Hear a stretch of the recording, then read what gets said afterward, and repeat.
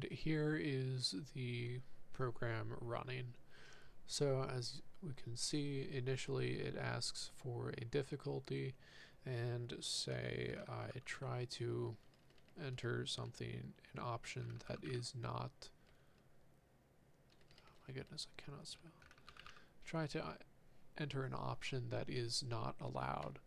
See that is not accepted, and I need to enter an approved difficulty.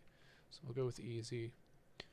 Now we see we have 0 fails so far. We see that our word is going to be 3 letters, and the category is household objects. So to start off with, guess a W. We see that there is no W in the correct answer, and so we have now gained 1 part on our poor little man. So let's try again and guess E. There was no E, and so it has progressed further. Let's try next P. So as we can see, there was a P, and it was at the end of the word.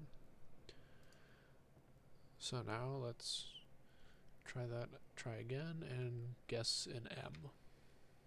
So as we see, there was an M, and it has been shown where it is. And finally, let's guess O. There we go. We get the congratulations that we won, and that the word was mop. Do we want to play again? Yes. So now it asks us again for the difficulty.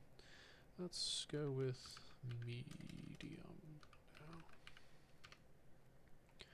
So, and bumping up to medium, we now see that the word is 7 letters long and is a household object. So let's just start off guessing E. And as we can see, there were 2 E's. Let's go with A. There was no A. So I. There are no I's. O. There are no O's. But U.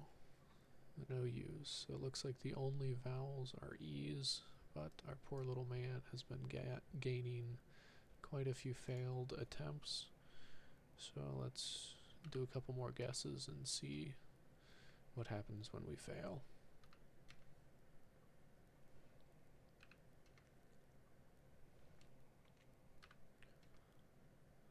And unfortunately we failed.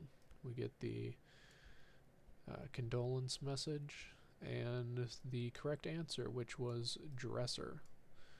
Do we want to play again?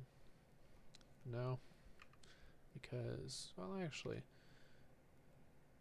let's just write out the entire word, because that is not a correct input. So as we see, it wants Y or N, so let's add N, and there we go, the code ended.